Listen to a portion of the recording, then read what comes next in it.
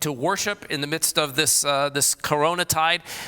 It is so important that Easter is not just a day, a Sunday back weeks ago, but a season, 50 days, in which we can kind of, with the church, kind of wrap our brains around what it means for Jesus to be raised from the dead to new life. Because during this Corona season, when everything can seem very dark and foreboding, this opportunity for us to recognize that doesn't describe our reality.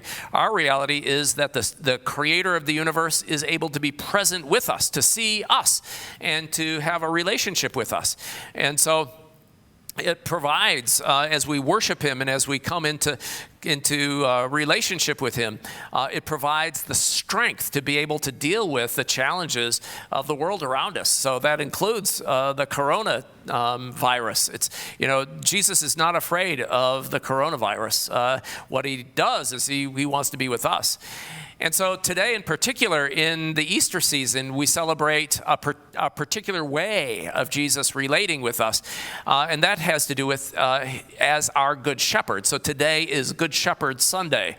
And so the theme is dedicated towards what it means for him to shepherd us or to guide us.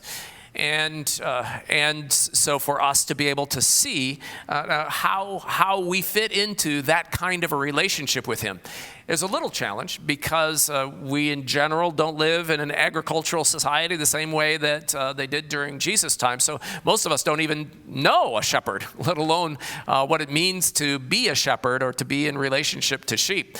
But there are certainly some things that Jesus tells us about what it means to be a shepherd that helps us to understand more about what it means for us to relate to him in particular ways. So there are at least three things. There would be many more for us to talk about. But there are at least three things about our relationship with Jesus as our good shepherd.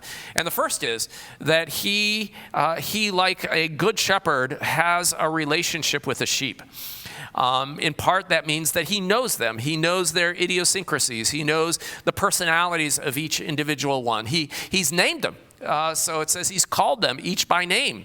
So he's got your number. He's got your name about who you are and what makes you tick. But the other piece is that then, because you have this relationship with him, because he comes close and he knows you, we hear his voice. And that voice is familiar to us. And so as we know him more, then we respond to his voice whenever it is that we hear it. So you might have had currently or in the past, you might have had a pet that responds to your voice. So when they hear your voice, when you call their name, they perk up their ears and they come to you. So we had dogs that would do that. We've had horses that would do that. You could call their name and they just immediately come to you because they're looking for something. They know that you represent good things. And so this relationship that allows the voice overflows from the relationship and calls us to be in relationship with him. And so the longer that we are in relationship with him, the more that we know about him, then that allows us to recognize his voice more and more among all of the competing voices that are out there. And so as we listen to his voice, it gives us more confidence to know where he calls us. Now, we live in a culture in which if we were to say, I've been hearing Jesus talk to me, there are people who would say, this person's he's a little crazy, a little off his rocker. But that's not true for us as followers of Jesus. I mean, we believe that Jesus talks to us all the time. He talks to us all the time. And he talks to us in a variety of different kinds of ways. He talks to us through creation and the world around us. How can we not hear the voice of Jesus, the Creator, by looking at the universe that's around us and just wanting to fall on our knees at the intricacy and the beauty of the world that's around us? Psalm 19, the first few verses, says it this way. It says, The heavens declare the glory of God. The skies proclaim the work of his hands. Day after day they pour forth speech. Night after night they display knowledge. There is no speech or language where their voice is not heard. Their voice goes out into all the earth, their words to the ends of the world. Even the created world around us has this voice of the Creator that is speaking to us, that helps us to understand our place in his universe and how important it is. We feel so small and yet a part of something that is so big and grand. We are in the month of May. It's the season for shooting stars. And so the May the 5th, Cinco de Mayo, is evidently the peak day in which the Earth passes through the tail of Halley's Comet. And so we can see just tons of shooting stars that happen every hour.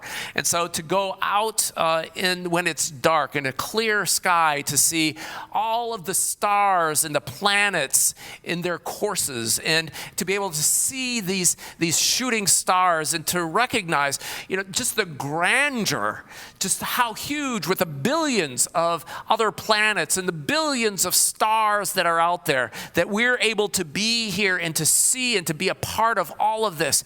How can it not cause you to just fall down on your knees in awe of how big it is and how intricate it is? From the biggest things to also the smallest things. Father Christian and Anastasia just had a baby, and our daughter just had twins, so grandchildren of ours, a boy and a girl.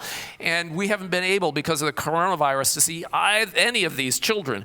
And yet, in pictures and videos, to be able to see their little fingers, their fingernails, the hair on their heads, their eyes, their eyelashes, their toes, to see the intricacy and the wonder, the beauty of how it could possibly be, this newly formed life that is so detailed and so particular, and yet brings life, a new life, into existence.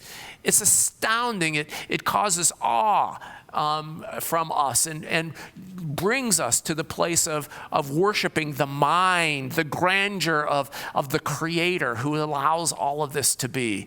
But God speaks not just through creation. God speaks primarily through Scripture. So he reveals his character through the Old Testament and the words of the prophets.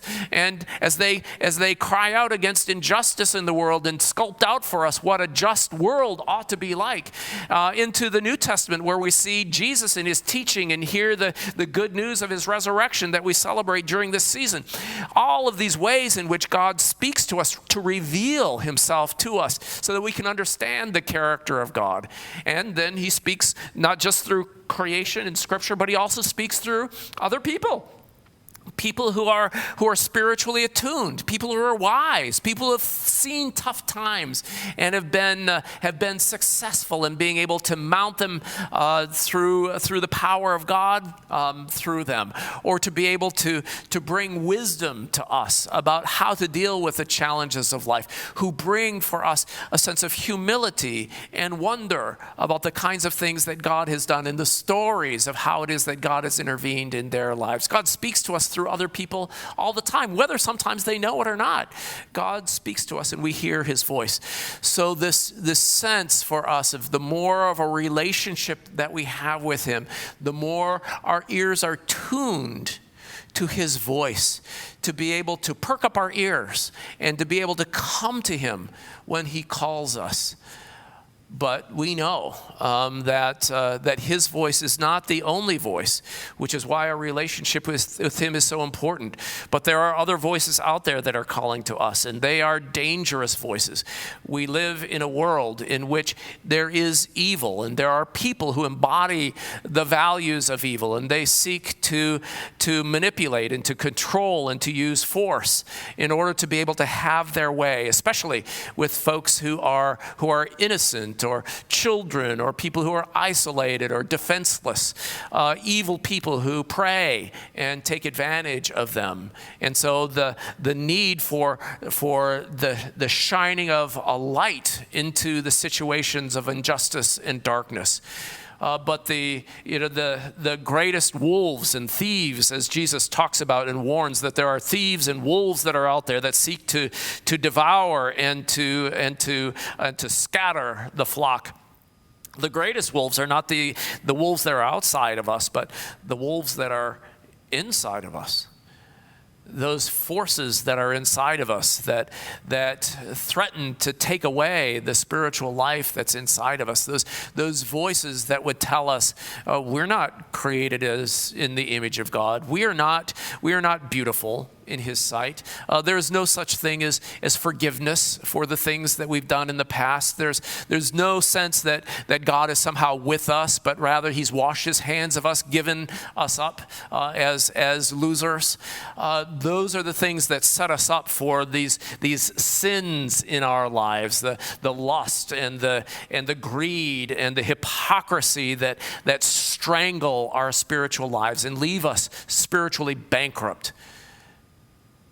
One of the things that a good shepherd does is not just simply to have a relationship with his sheep, but to protect them, to come in with his presence, to interpose himself between the wolf on the one hand and ourselves, our souls on the other, to protect us. And so that as we stand close to the shepherd, as we keep his words near us, as we have open hearts that are ready to receive his direction, he protects us from these dangerous voices and dangerous misdirections that would so mischaracterize us and so deform us as human beings.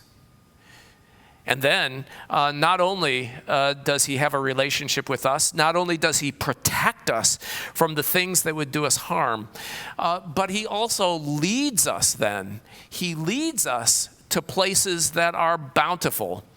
The Lord is my shepherd, I shall not want. He maketh me to lie down in green pastures. He maketh me to lie down in green pastures. He leadeth me beside the still waters. He restoreth my soul.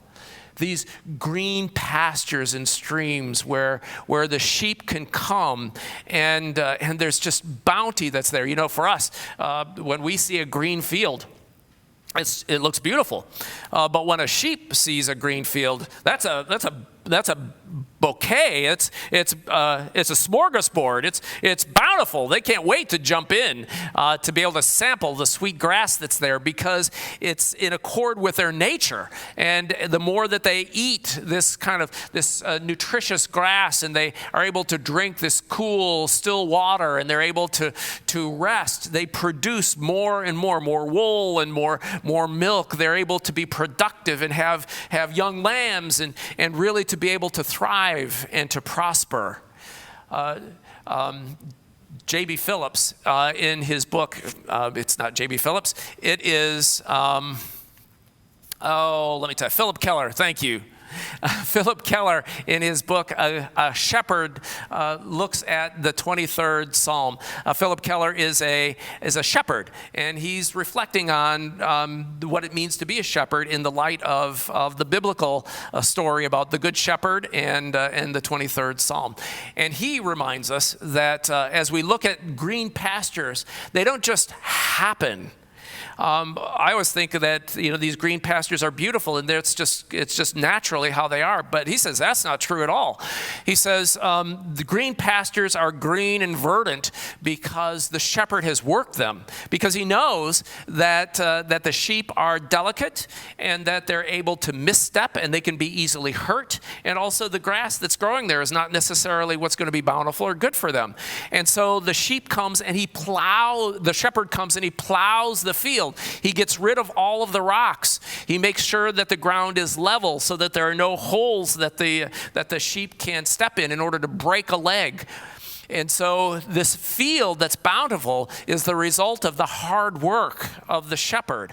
And so if you compared the field of the good shepherd with the shepherd who's kind of nonchalant or who hasn't really cared for his sheep, then there are rocks and there are holes and there are hazards, and the grass that's there can easily be sun-scorched and brown, and it's not a place where the sheep can really grow and develop as healthy, thriving sheep. No, this work that the Good Shepherd does produces then the fruit in the sheep. And so it is that our Good Shepherd wants to do the work in our souls to allow us to be able to be really productive and to receive everything that we need, to remove the rocks and to cover and to fill in, to cover over the rough places that could be hazardous to us. You know, in this coronavirus time, the world is shaking. And part of it is the health crisis that's around us. So fear about our health and about the specter of death that could intercede with us, but also the financial crisis as it takes away our opportunities for employment and for business and for what we take oftentimes as being the security of our lives so that we could keep things together. And yet it provides for us the opportunity to ask some of these deeper questions. So what are the things that allow us to thrive? What are the things that allow us to be happy and productive? Are they the material things that are around us? On what is our hope based? Where does pleasure come from in this kingdom of our Good Shepherd? You know, oftentimes we have our eyes fixed on the material things around us, and our fear is that they'll be taken away because that's our security. But is it this opportunity for us to think again about what actually feeds our souls and how it is that we care for the people who are around us? I love Lee Strobel, who is an atheist and a reporter who worked for the Chicago Tribune. And he tells the story about as a reporter, there had been a fire in a tenement, and numbers of the people who were living in the tenement in the west side of Chicago had to leave, and finally were able to find other places to live. And so he tracked one of the families. It was a grandmother. Her name was Perfecta, who was 60 years old, and her granddaughters Lydia and Jenny living together. And so he wanted to go and visit them after they'd been relocated. And the setting for this is Christmas. And so he wanted to kind of see what their story was in the days leading up to Christmas. And so he walked into their new apartment, and he said he was amazed at how empty it was. There was no furniture, no rugs, nothing on the walls, a small kitchen table, and one handful of rice. He said they were virtually devoid of possessions.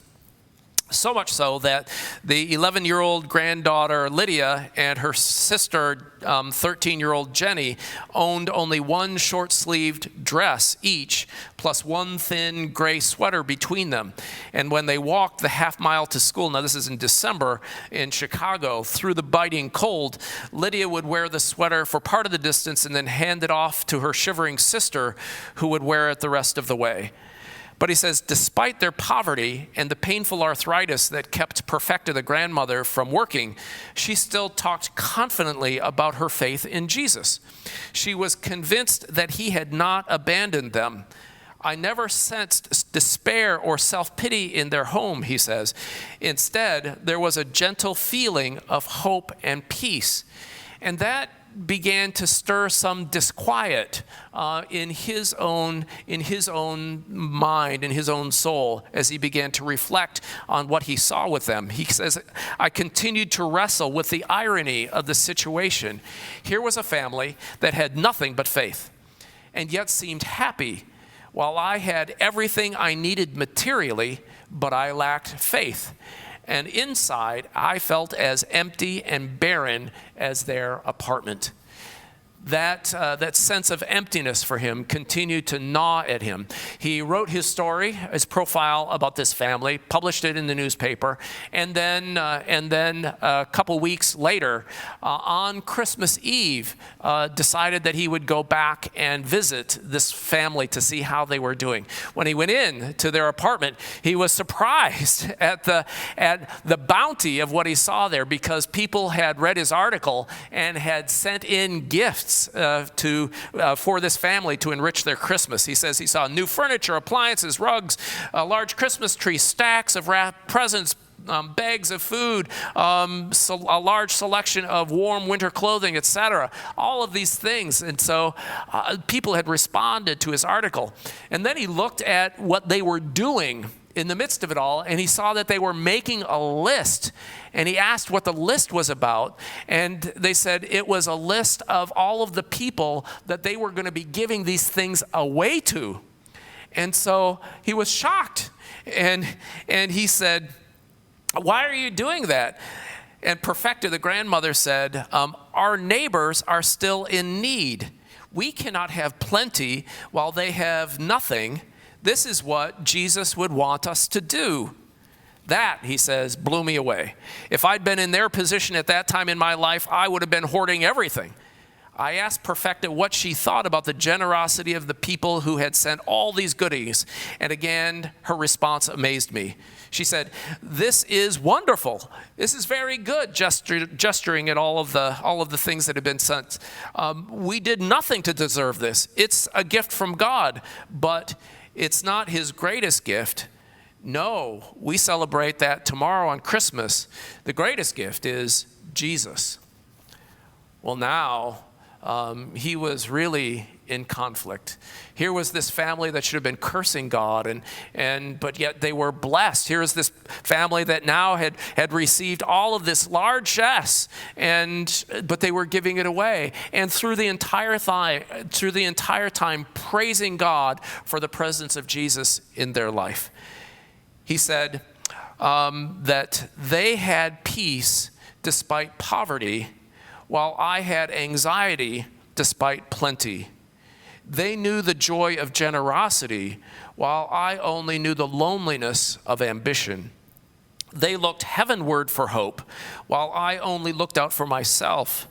They experienced the wonder of the spiritual, while I was shackled to the shallowness of the material. And something made me long for what they had, or more accurately, for the one they had.